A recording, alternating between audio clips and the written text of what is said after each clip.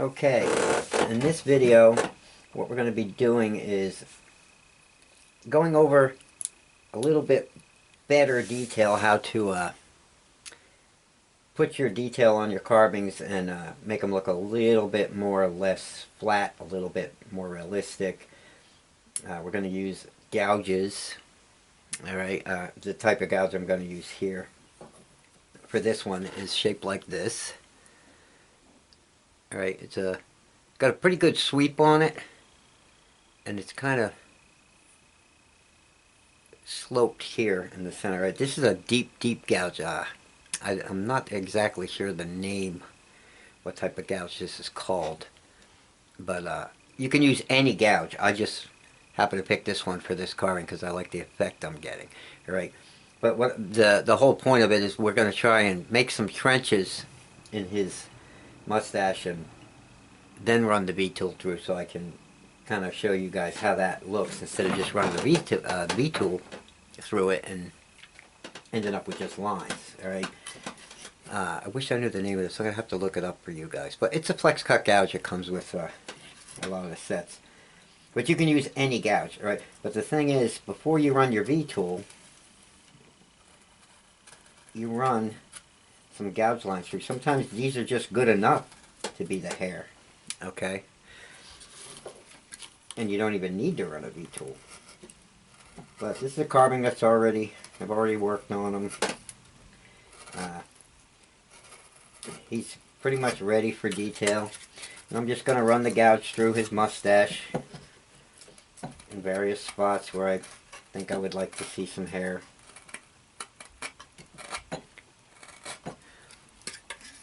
Okay, and you see the effect that has. So I'm going to turn it all over the place for a minute, so bear with me. But I do want you to see what the gouge does.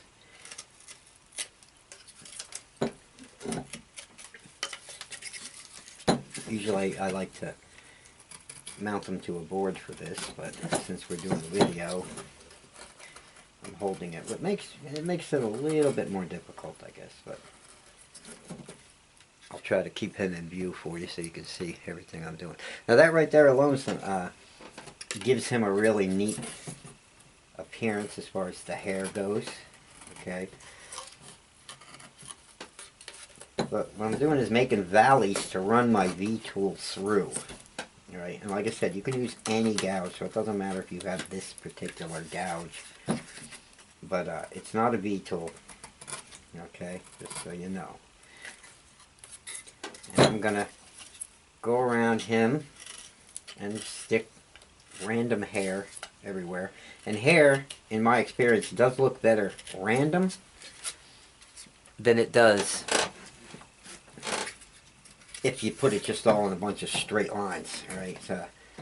Sometimes short ones, long ones, randomly all over. You do want to have some kind of flow, but he looks more realistic if you can break it up with small and big ones in different spots. Keep the hair kind of flowing all in one direction, but at the same time, try not to just make lines that just go straight up to his nose in one big line. Break them up a little bit, and then we'll show you how to break them up on the bottom here.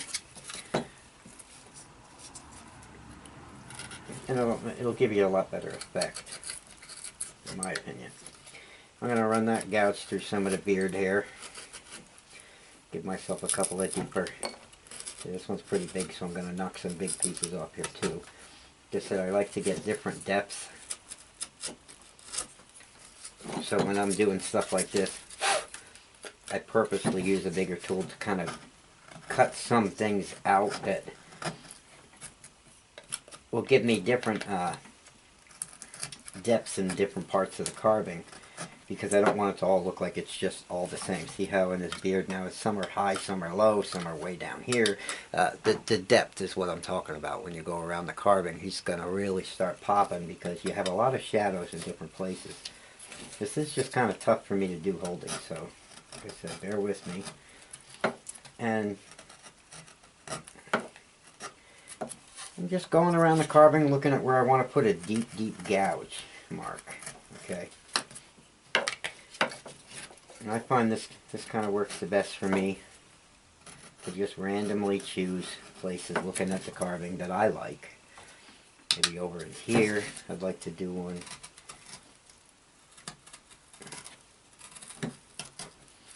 So play with your gouges. Turn them upside down. Look at them all the way, all over the place. Sometimes I might want to run a gouge up through here before I give him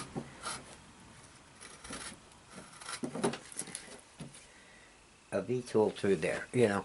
So I get all my wrinkles in, I get all my lines. I try and make different spots higher than the other parts lower, right? And I'll use this tool, or whatever tool I have in my hand, as much as I can before I put it down and go to another tool. I also like to sand with 220 in between. I know a lot of wood carvers don't like that. I myself happen to like a smoother, nicer finish. So once I do all that with my gouge, I'm going to take a piece of 220 sandpaper.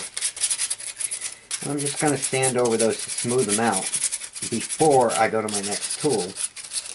And when you're using chisels, right, your hand tools here, I highly, highly recommend, if you do any sanding, that you definitely brush off your carving first with a brush, either a whisk brush or some people use a tack cloth even, before you pick up another tool and run it through the wood, because the grit on the sandpaper will dull it'll dull your tools in a minute. It'll get really dull, and if you want to save your tools and keep them sharper a lot longer, I would definitely brush the carving off after you do any kind of sanding. Okay, so that's another quick tip. As far as using a gouge, alright, we're going to cover the names of them and everything, but I have to get the names for half of them. Like I said, I use them all the time, but half of them I don't know the names too, as far as some of the more specialized ones. This right here now, after I do that, is all I'm doing is running my V-tool through those valleys that I just made everywhere. And it'll deepen those lines even more, okay, and give it a little bit more uniform mustache hair. Right, it'll look a lot more realistic. See, now there's different depths because of that gouge. So when I run the V-tool through, it really makes a difference in what that hair is going to look like. Alright,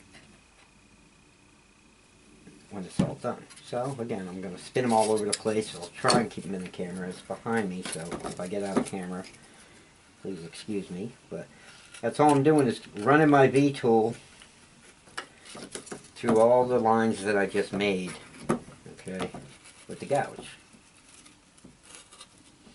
It makes a world of difference, like I said, and this is how I like to do hair.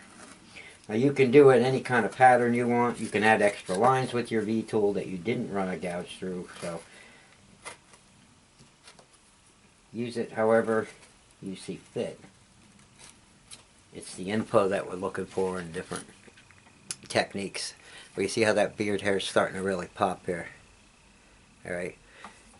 So I'm going to go and I'm going to work on my carving. You guys got the tip. I'm hoping that it's handy for you. Comment.